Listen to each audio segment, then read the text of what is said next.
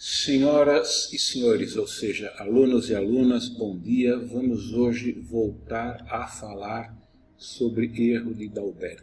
Então, o que eu quero dizer a vocês hoje é como calculá-lo e como interpretar, né? Então, após calcular o erro Dalberg, o que fazer? Como interpretar, né?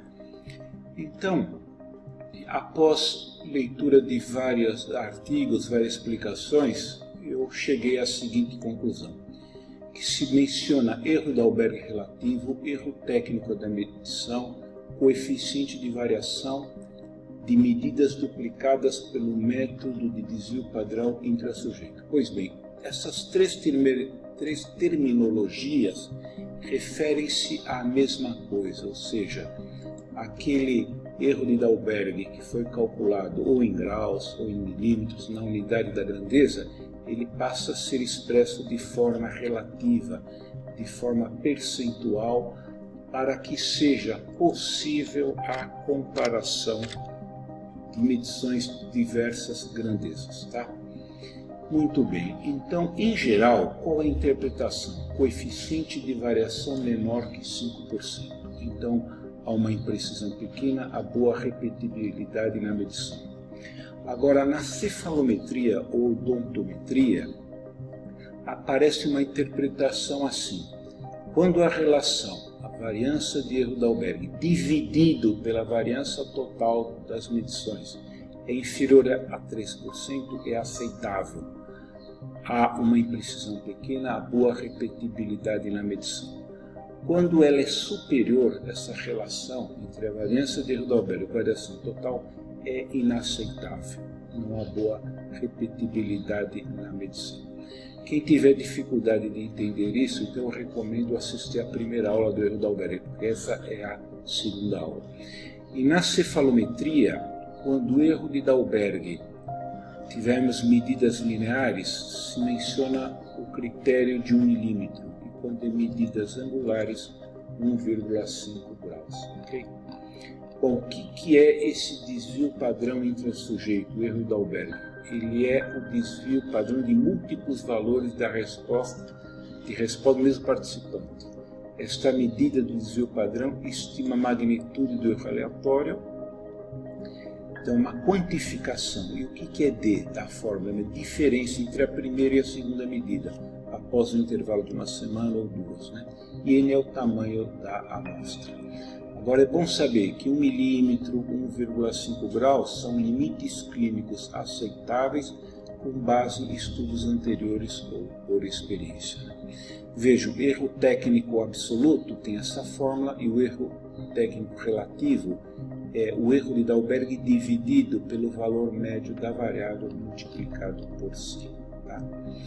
Então aqui nós encontramos na literatura as seguintes frases: os resultados do presente estudo mostram que o erro relativo de Dalberg variou de 0,2% ao máximo de 1,8%.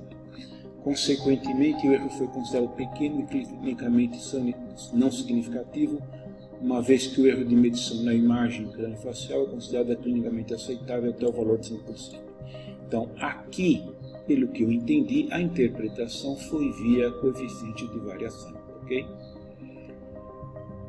Aqui, para investigar, outro exemplo, né, que eu encontrei na literatura, para investigar o erro intraoperador, 25 casos foram selecionados aleatoriamente e medidos novamente em condições idênticas, em sessões separadas com intervalo de 2 semanas. O erro de medição foi estimado com a fórmula Dalberg e o erro de medição do dente estimado foi de 3% ou menos, indicando reprodutibilidade suficiente. Pois bem, aqui a chave de interpretação, a chave de leitura, né, foi via aquela relação de Dalberg, entre variação do erro Dalberg e variação total é inferior a 3%. Tá? Outro caso aqui, o erro Dalberg foi inferior, menor ou igual a 0,5 milímetro. Para interpretação de dados, é clinicamente aceitável. O valor de corte inferior a 0,5 milímetros. Tá?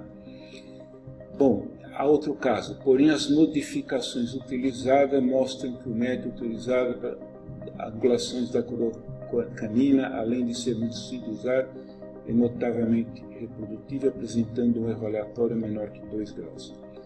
Bom, então vocês vejam, aqui eu apresentei 1 e aqui está apresentando meio. Eu apresentei 1,5 e aqui apresentando 2.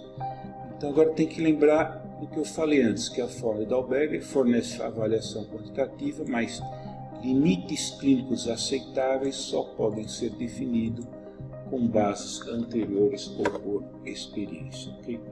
Então vamos agora voltar ao exemplo da aula anterior, onde eu tenho nessa tabela 20 valores de largura de coroa.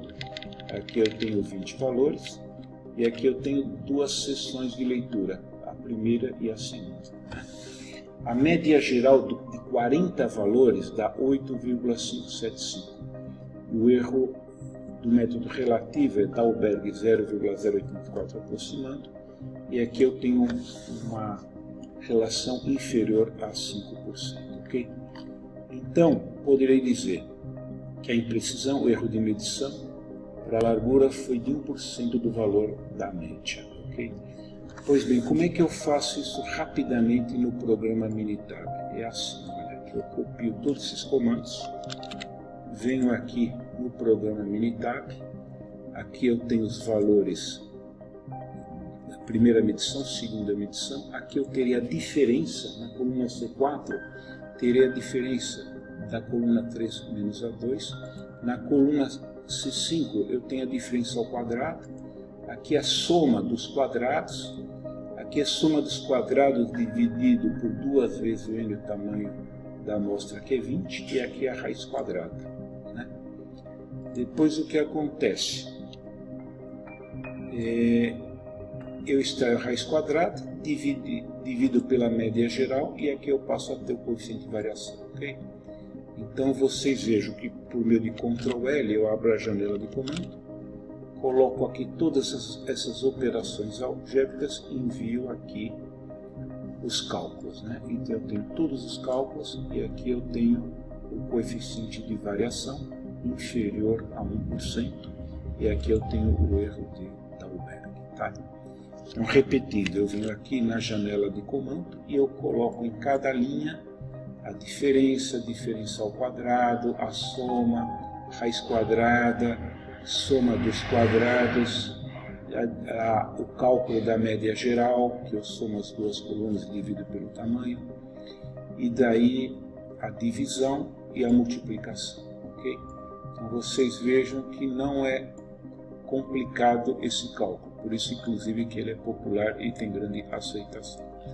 Então espero que tenham entendido que a interpretação do erro da Dalberg é expresso por meio de porcentagem, e essa porcentagem ele se chama erro da Dalberg relativo, erro de medição relativo, erro técnico de medição relativa ou coeficiente de variação de medidas duplicadas pelo médio desvio padrão intersejeito. Tá? Em geral, é inferior a 5%, aceitável.